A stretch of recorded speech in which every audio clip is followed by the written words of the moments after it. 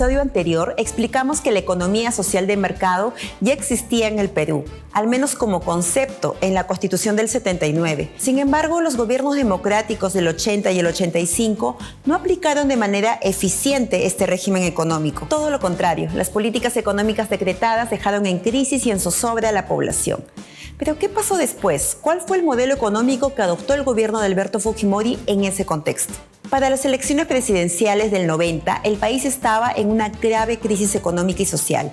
La presencia del grupo terrorista Sendero Luminoso agravó la situación de emergencia que ya atravesaba el país de manera económica. Es por ello que el replanteamiento del modelo de la economía social de mercado volvió a surgir como una solución al desastre. Tal como sucedió en la Alemania de la posguerra, Perú estaba en medio del caos y urgía de políticas que resuciten su economía. Tras asumir la presidencia, el gobierno de Alberto Fujimori promulgó la Constitución de 1993, que fue aprobada por el Congreso Constituyente Democrático, dejando atrás la del 79. En su artículo 58, la Carta Magna establece que bajo el régimen de una economía social de mercado, el Estado orienta el desarrollo del país y actúa principalmente en las áreas de promoción de empleo, salud, educación, seguridad, servicios públicos e infraestructura. La actual Constitución también señala que el Banco Central de Reserva tiene prohibido financiar al sector público, fortaleciendo así su autonomía. Estos cambios lograron una estabilidad monetaria tras la hiperinflación que sufrió el país durante el segundo gobierno aprista. Si bien la Constitución del 79 permitía abiertamente la actividad empresarial del Estado, en esta nueva Carta Magna se establece el rol subsidiario del Estado, basándose en los principios de la economía social de mercado. Otra diferencia importante de la actual Constitución es que en su artículo 61 se asegura que el Estado facilita y vigila la libre competencia, es decir, que está en contra de toda práctica que la limite, combate el abuso de posiciones dominantes o monopólicas y sanciona a quienes se aprovechen en la imposición de precios durante situaciones de emergencia. En resumen, bajo el modelo de la economía social de mercado, la Constitución del 93 permite, primero, que el Estado cuente con organismos reguladores para fiscalizar ciertos servicios. Segundo, que el BCR maneje la inflación. Y tercero, que el Estado pueda ser empresa de forma subsidiaria. Además, se prohíbe abusar de los monopolios. Algunos economistas recuerdan que este cambio constitucional permitió al Perú sentar las bases para el crecimiento económico de los últimos años. Los resultados, al menos en números, evidencian logros fundamentales en la reactivación de la economía peruana. El PIB per cápita se multiplicó 2,6 veces desde 1992, luego de haber caído un 30% entre el 87 y ese año. Además, el país pasó de ser el último en crecimiento promedio del PBI en Sudamérica por las cifras que alcanzó entre el 75 y el 92 a ser el primero entre el 93 y el año 2018. Sin embargo, la economía social de mercado no solo prioriza el bienestar económico, sino que también busca lograr la igualdad a través de objetivos sociales. Uno de sus pilares es que la libertad económica y la justicia social se puedan complementar en las políticas del Estado. Entonces, ¿qué ha pasado en el Perú? Si bien la Constitución del 93 recoge este modelo económico, el Estado peruano no ha podido garantizar la mejora de la calidad de los servicios públicos, ni el cumplimiento de los derechos fundamentales de los ciudadanos, ni tampoco el acceso a sistemas de salud y educación eficientes para todos. A pesar del enorme desarrollo del país, la desigualdad social y económica es uno de los problemas más graves que enfrentamos en la actualidad. Para muchos expertos, nuestro sistema económico se asemeja más a un mercantilismo que a una economía social de mercado. Esto se debe al rol deficiente del Estado, pero también a problemas de corrupción e instituciones débiles. Y los más perjudicados son los sectores vulnerables: la población con bajos ingresos, las comunidades rurales, los jóvenes y los pequeños comerciantes. Recordemos que en la pandemia por la COVID-19, la reacción de los mercados ante la falta de oferta, así como la ausencia del Estado regulador, agravó la crisis sanitaria. Sin un Estado que establezca reglas justas y que realice la inversión social necesaria para compensar la situación de los grupos más vulnerables, no será posible entonces llegar a un desarrollo pleno, solo en el papel. ¿Qué futuro le espera a la economía social de mercado? Ese punto lo desarrollaremos en el siguiente episodio.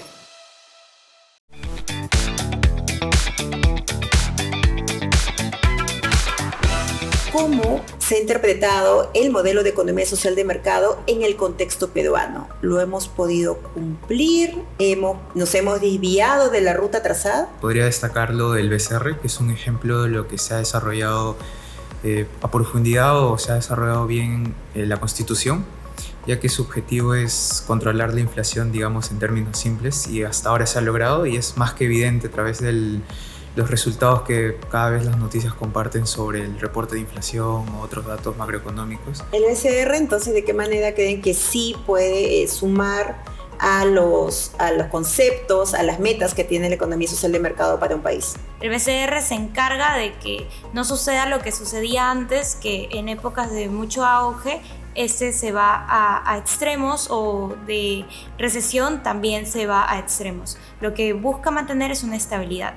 Es la intervención del Estado para poder mantener cifras y valores estables, por ejemplo, con el control de la inflación y entre otros puntos. Sin embargo, la economía social de mercado no solo busca priorizar la estabilidad económica, sino también la igualdad social. ¿Por qué si el BCR hace un gran trabajo y por qué si somos un país que tiene un crecimiento económico significativo a lo largo de los años y también tenemos una estabilidad monetaria envidiada dentro de Latinoamérica, por qué es que tenemos tantos problemas? Y justamente eso se da porque la parte de la economía social de mercado de cara a que el crecimiento sea equitativo no se lleva a cabo. Y sí existen políticas públicas para que esto suceda, para que todo el mundo pueda tener oportunidades, para que el crecimiento le llegue a todos y no solamente a aquellos que tienen privilegios económicos. Pero en la práctica vemos que estas políticas públicas no se pueden implementar por diferentes factores de la estructura de nuestras instituciones. Profundicemos en eso porque en efecto está en el papel, hay políticas públicas, la Constitución dice cómo debemos manejar nuestro modelo económico para lograr también la igualdad social, no solo el crecimiento monetario.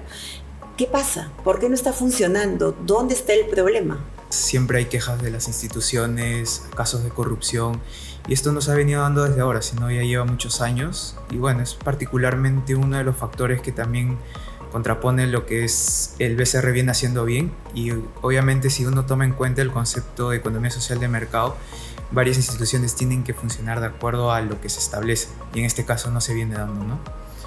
Es básicamente ahí, no hay un equilibrio, digamos, de desarrollo sostenible entre todas las instituciones, sino si uno se pone a pensar una balanza, el BCR un poco más destaca, pero lo demás está un poco en crítica, digamos. ¿Qué instituciones creen son claves para que este modelo económico avance y realmente tenga resultados?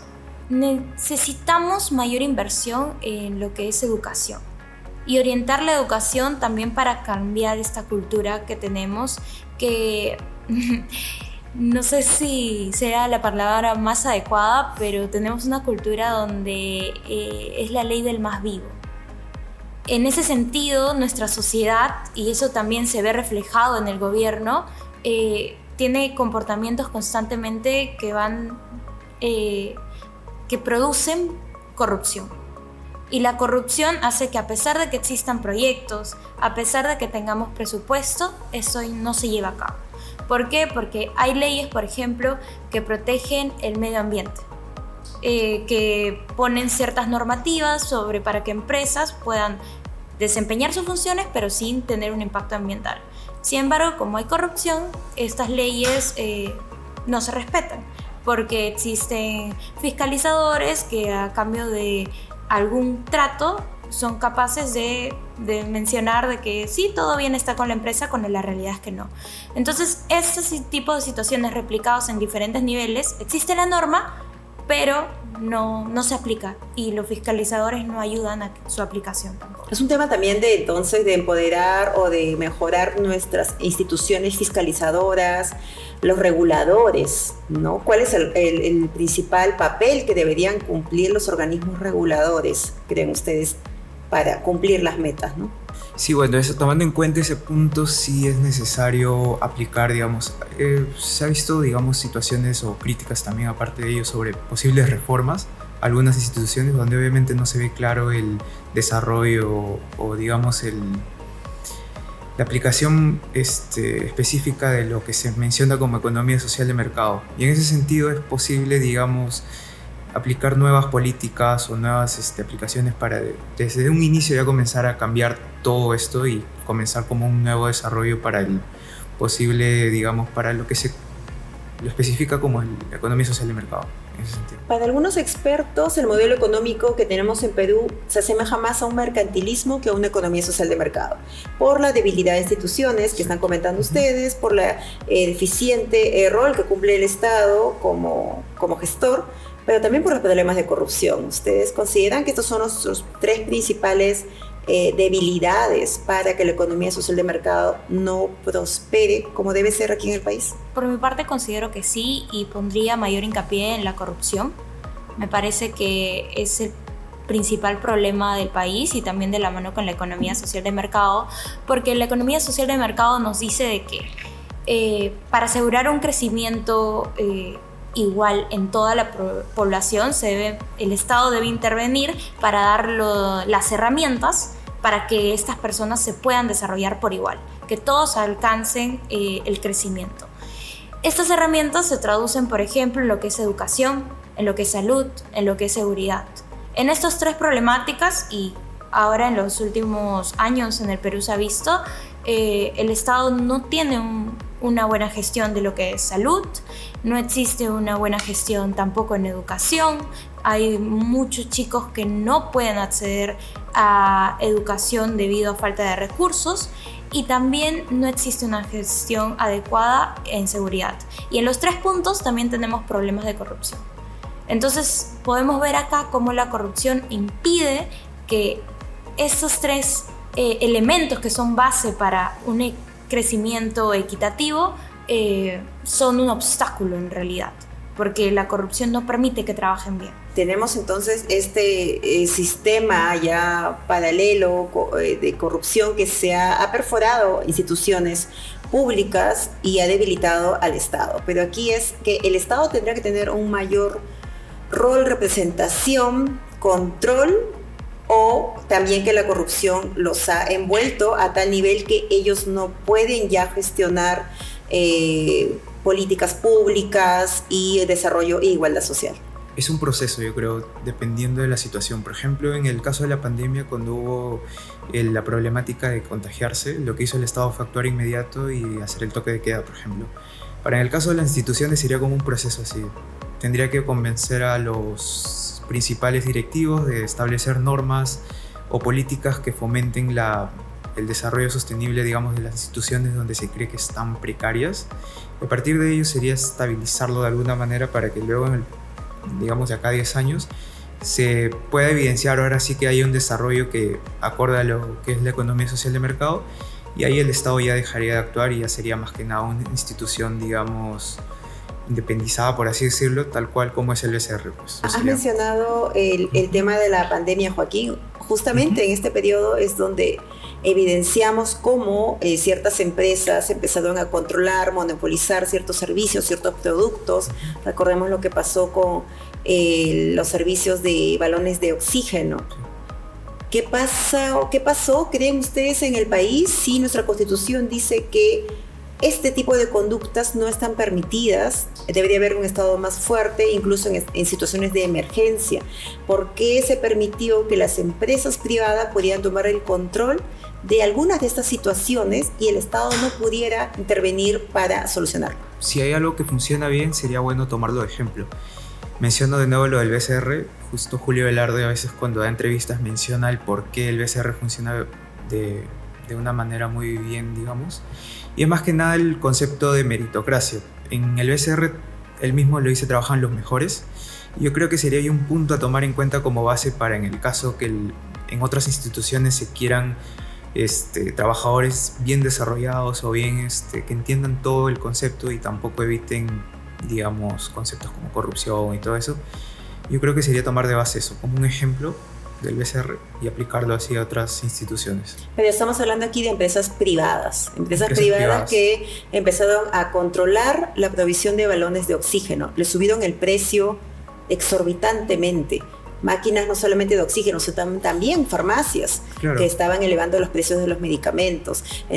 frente a un Estado que no podía controlar ese mercado. Exacto. O sea, el libre mercado en pandemia afectó también la vida de muchas personas, pero porque no teníamos un Estado fuerte que pudiera controlar situaciones de emergencia, como lo dice también la Constitución. ¿Qué creen que pasó allí? Justamente eso quiero llegar. El punto de la meritocracia es que las personas adecuadas y bien desarrolladas, digamos, académicamente y profesionalmente, sean las ideales, digamos, para manejar esas situaciones. Y yo creo que desde mi punto de vista que no ha sido el ideal, no ha habido las personas correctamente enfocadas para esos temas, digamos, En el Estado. Exacto, desde el Estado para actuar con esa problemática que usted mencionó. Y también pero también del otro lado, ¿no? Empezamos a hablar también de las empresas, del rol, de la actuación que tuvieron las empresas privadas en un contexto como este, ¿no? Crítico, mundial. ¿Por qué el Perú no pudo no solamente poner barreras a nivel de Estado, que es lo que explica Joaquín, sino también porque la empresa privada puede permitirse extender también este tipo de control de precios que se puso en su momento, o de liberalización de precios, mejor dicho? ¿Por qué se lo puede permitir en un país como el Perú? ¿Por qué cree que sí puede tener las de ganar si intenta una jugada de esta manera? No tenemos muy desarrollado el sistema para la regulación. Existen las leyes, existe el papel, pero no tenemos un sistema adecuado y desarrollado para que estas leyes se pongan en práctica. Y justamente eso también va de la mano con lo que él mencionaba de la meritocracia, de que no tenemos las personas suficientemente preparadas para que desarrollen un sistema que permita controlar la implementación de las normativas. Desde ese punto me gustaría agregar que hemos hecho un avance y justamente desde mi ámbito, que es relaciones internacionales, se ha visto cómo el Perú tiene un interés en poder mejorar en la gestión del Estado justamente mediante el aprendizaje de otras economías. Por ejemplo, en APEC se discutía mucho cómo las experiencias de otros países pueden servirnos a nosotros para mejorar. Y también se han dado reformas estructurales en el Estado que buscan hacer que las personas que lleguen a puestos dentro de cada una de las instituciones tengan siquiera el mínimo de preparación, como las plataformas de postulación CAS, que tienen parámetros, y si tú no cumples con esos parámetros no puedes acceder a ningún puesto del Estado. Me parece que ese es un primer paso. Sin embargo, hace falta muchas más reformas estructurales en el Estado, porque como tú mencionaste, la corrupción ha envuelto todo el sistema. Y es algo similar a lo que también pasó en Italia, que primero se pensó que era un caso aislado de corrupción y luego, conforme se iba yendo a otros organismos para solucionar el problema, se veían que todo estaba conectado. Y como también mencioné anteriormente, eso también va de cara a la educación, porque tenemos en otros países empresarios que construyen empresas y organizaciones en base al principio de economía social de mercado. Desde su base ellos tienen esto como cultura organizacional, que es, si bien nosotros queremos generar ingresos, pero esto no quiere decir que nos vayamos a aprovechar de la sociedad, ni tampoco queremos generar un impacto negativo. Por el contrario, queremos crecer junto a la sociedad. Entonces, el tener esta cultura organizacional también hace que sean menos propensos a cometer actos de corrupción o ir contra la ley, ¿no? Porque están preparados para adecuarse a las normativas y saben que tienen que hacerlo también. Entonces, estamos hablando de las necesidades ya, ¿no? Meritocracia en el Estado, educación, organismos reguladores más fuertes, pero también una cultura organizacional de las empresas, que también haya esta convicción de ir juntos, de trabajar y construir juntos, ¿no? No de avanzar a costa de otros. Dentro de estas, entonces, reformas, este debate, las necesidades, ¿cómo ven, cómo ustedes analizan el rol que se debe tener hacia los trabajadores? Hablemos de los sindicatos, hablemos de esta necesidad de fortaleza de la estructura de derechos laborales para que haya este contrapeso. ¿Creen que estamos en una situación que nos permite desarrollar este tipo de estructura de derechos laborales, o cuáles han sido las barreras en los últimos años? Me parece que la principal barrera es el porcentaje de informalidad que tiene el Perú. ¿Cómo podemos hablar de derechos laborales si es que la mayoría de personas trabaja en la informalidad, donde los derechos laborales claramente no son respetados, porque no existe una regulación como tal. Entonces creo que ese sería el trabajo más importante de Perú: fomentar la regularización, que tiene grandes beneficios, porque por ejemplo durante la pandemia podemos ver que la mayoría de negocios se pausaron. Sin embargo, aquellos negocios que estaban formalizados y venían declarando sus impuestos año tras año podían acceder a oportunidades como el Reactiva. Sin embargo, aquellos que no pueden. Y también la regularización hace que las empresas no se queden estancadas hasta un punto de crecimiento, porque al tú ser regular tienes un historial crediticio y puedes acceder a mayor capital para poder crecer, ¿no? Y eso también es en lo que tenemos que enfocarnos. Anteriormente en municipalidades habían como asesoría para que los negocios puedan regularse. Sin embargo, esa iniciativa se dejó de dar. Y también tenemos que a las empresas pequeñas se les pide demasiados requerimientos para poder ser formales. Entonces, si tenemos de la mano de que la educación en el Perú no es muy buena, tampoco hay tantas oportunidades y la gente simplemente quiere trabajar, si le pones muchas trabas a las personas, pues se desaniman, se desmotivan, a pesar de que puedan haber muchos beneficios.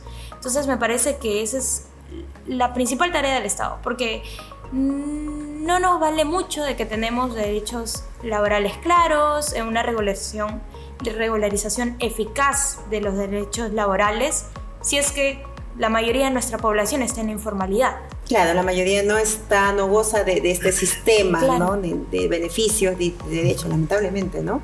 Pero la economía social de mercado, precisamente, Joaquín, está ligada a sistemas de negociación entre actores públicos y privados. ¿Cómo se logra este sistema de negociación, de consenso, si no tenemos, primero, como representación, pero sobre todo un trabajo formal, ¿no? Para poder acceder a canales de comunicación más directos? Dentro de toda la problemática también, al igual como mencionamos, una posible solución sería también una transición. Y justo usted también menciona el lado del sector privado. Sería como más que nada un compromiso de tanto privado como público, al igual como ha pasado en las manifestaciones sobre el transporte, esas problemáticas. Ha habido, digamos, una interacción tanto del pueblo como del Estado.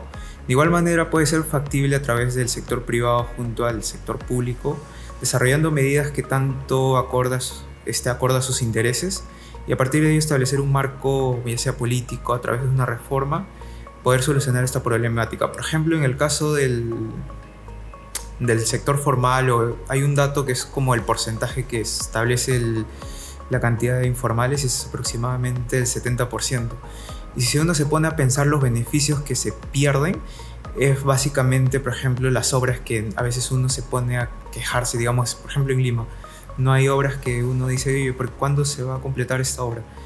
Eso es evidencia de que del sector informal prácticamente no se obtienen los impuestos más que nada para realizar esas obras, y ahí se traducen, es como un ciclo, las quejas del pueblo, y tampoco ellos quieren pagar por las regulaciones. Finalmente, Estrella, Joaquín, ¿creen que tenemos alguna solución al corto plazo, alguna salida para que el país empiece a caminar más por una igualdad social? Hemos hecho un par de avances, y en base a mi experiencia como estudiante y también en distintos congresos y reuniones relacionados a mi carrera, lo que veo es que hay una juventud que se está informando más, que se está formando más y que quiere involucrarse más también en el Estado. Y quizás eso me da un poco de esperanza al respecto, porque escucho ideas interesantes, ímpetu, que es característico de la juventud, y preparación. No solamente hablamos de ideas sueltas, sino gente preparada que tiene ganas de que el Estado cambie y se involucran, por ejemplo, mediante iniciativas de la CENAJU y otros ámbitos dentro de la política. Entonces, como que considero que sí existe la oportunidad y la posibilidad de cambio, y tenemos bastantes puntos positivos para que esto se dé, como que el Perú es un país estratégico y con estabilidad económica, así que ojalá suceda. Joaquín, ¿también hay esperanza en tus proyecciones luego de lo que hemos estado conversando? Yo creo que sí. Ahora hay más oportunidades, hay digamos, los beneficios que ahora el Estado, por ejemplo, plantea con Beca 18 es un factor que se tiene que tomar en cuenta para las posibles estrategias de apoyar en un sector tan importante como la educación. De igual manera, aprovechar oportunidades de lo que se viene dando en el mundo, por ejemplo, lo de la producción de energías renovables. Hay que tomar en cuenta eso, ya que nosotros como país tenemos la capacidad y podemos sacar provecho de eso también. Muchas gracias, Estrella, Joaquín, por sus comentarios. Nos ha ayudado un poco más a aterrizar con ejemplos concretos cómo nos encuentra la economía social de mercado actualmente en el Perú. Gracias. Muchas gracias. Gracias. Y muchas gracias también a ustedes. Los esperamos en el próximo episodio para seguir profundizando ya con la situación de la economía social de mercado en un mundo globalizado.